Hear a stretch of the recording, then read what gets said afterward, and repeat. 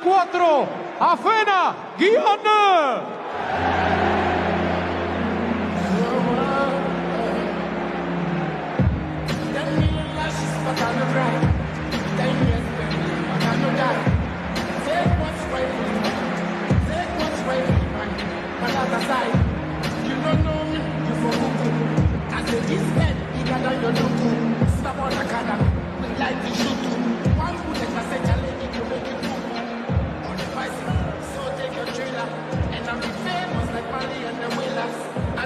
The video we just watched is Ghanaian forward Felix Afenajan using Shatawale's music on God as his introductory video when he was introduced to the fans of AS Roma ahead of the 2022-2023 season. Guys, my name is Delali Frankawite. It's a pleasure to welcome you back to my channel. In today's episode, we are going to talk about Ghanaian players in Europe and their performance as major leagues in Europe starts. If it's your first time here, kindly hit on the subscription button. Let's build this community together. And if you are done with the video and you like the update I'm going to give you, please give me a thumbs up, like this video for me. And if you can, share it with your family and friends. But without wasting much time, let's go straight into today's video.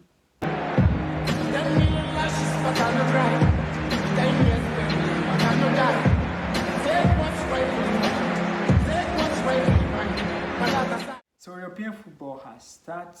Obviously, some of the leagues have already started, but once EPL is yet to start, we consider it that football is really not back. So the EPL started over the weekend, starting with Ghanaian interest. In today's edition, we're going to talk about Ghanaian interest in the major European clubs. And we're going to start with the English Premier League, obviously. And we'll start with the first game. Fortunately for Ghanaians, the first game started with Ghanaian interest. Thomas Partey's Arsenal locked horns with Jordan Ayew and Jeffrey Schlupp's Crystal Palace. The game ended in favor of Arsenal, but we're going to talk about the Ghanaian interest, Thomas Partey. So Partey played for Arsenal, started in the starting 11 after so many being the news for so many and obvious reasons. Partey finally started, and it was not a pleasant welcome for him. For a player who was playing his first game for his club, you would expect the fans to cheer him up, but it was not like that. He was booed. There was a lot of pictures around saying that, like, calling him all sorts of names because of what he has been in the news for, and his own fans were booing him. It was just an unfortunate incident, but Partey kept his cool and managed to produce a performance that gave him a rating of 7.0, which was pretty much a better one in the midfield. Arsenal ended up winning by 2-0 against Crystal Palace. But Jordan Ayew also lasted on the right side of Crystal Palace attack, and also Jeffrey Schlupp today, with that game played in the middle. That man literally can play almost every position, because he has been as a left wing back, left back, midfielder, forward, like pretty much a player who plays in obvious positions for Crystal Palace. But they ended up losing. It was not a bad performance for the 3 Ghanaians involved. One has to win. And going to that game, Jordan Ayew had scored or provided an assist in any time he meets Arsenal. But this time around, that couldn't happen. But once Thomas Partey's Arsenal managed to win, we say congratulations to him. Still in England, we talk about Motm, Salisu, another Ghanaian who is yet to kick a ball for the Black Stars, but he's a Ghanaian. He made himself available to play for the Black Stars, and will be available for selection as the team moves on. So Salisu was in the starting 11 for Southampton when Southampton played against Tottenham Hotspur. But unfortunately, things did not go well for the Ghanaian.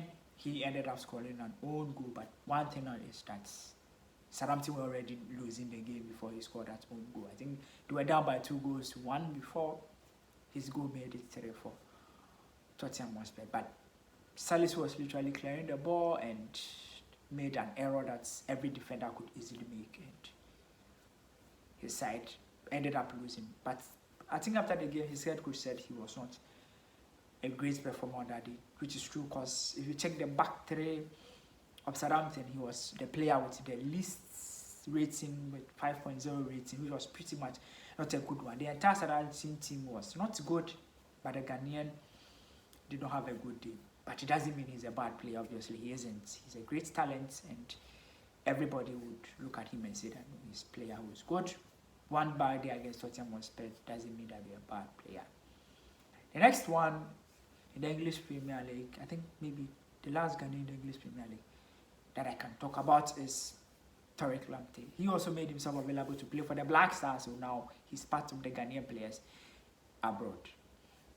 So Tariq Lamptey did not start for Brighton and Hove Albion when they played against Manchester United, but came in the 72nd minute to come and cement the back for Brighton and Hove Albion when they played against Manchester United. They managed to beat United by 2-1. He came in the 72nd minute, and boy, the kid was brilliant on the right side, taking on defenders like a right wing back who enjoys taking on defenders, like 1-on-1, 1v1. He will do to you. He will use you for hard bet.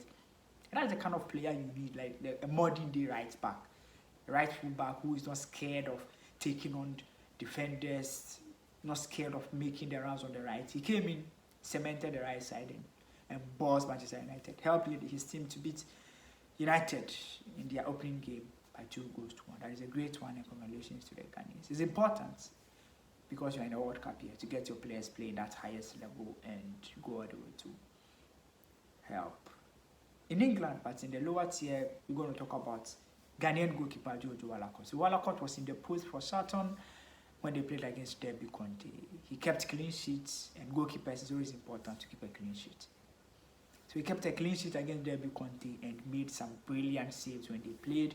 He made some 2-point blank saves that prevented Derby County from beating them. Congratulations to Walcott. I think he was in the third tier, now moving ahead. Went to Charlton. He has been great for them. So kudos to Walcott. If you are following Ghanaian goalkeepers, then I'm here to tell you that Walcott was brilliant for his side. Kept a clean sheet, his first clean sheet in the season, and we are saying cheers to many more as we move forward. Go away from Europe and go and talk about Mohamed Kudus. Kudus had a good season, a pre-season I would say, but it looks as if after scoring 4 goals in pre-season, he's still not good enough to make a starting 11.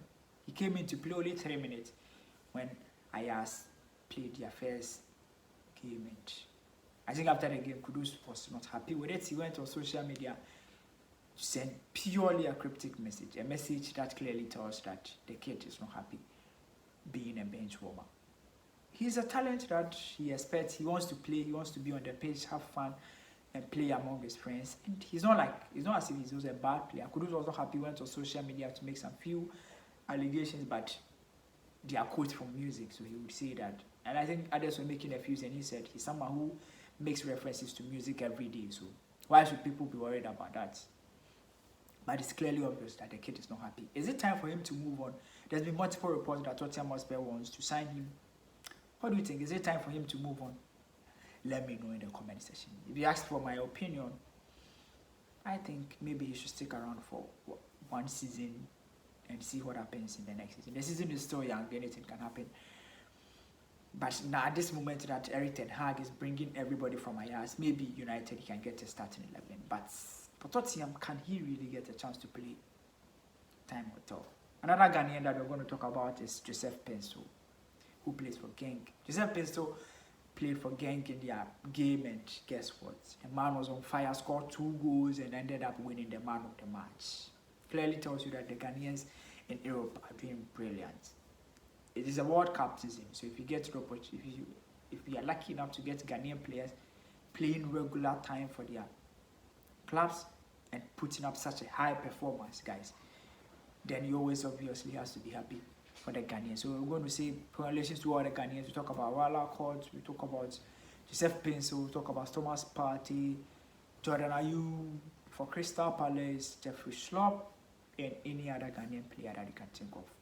These are major Ghanaian players in major league centers. You're going to follow every Ghanaian player that you can think. But see, Ghanaian players are all over the world. If there's any Ghanaian somewhere that I did not talk about, you can let me know in the comment section, and maybe I'll keep an eye on him as well.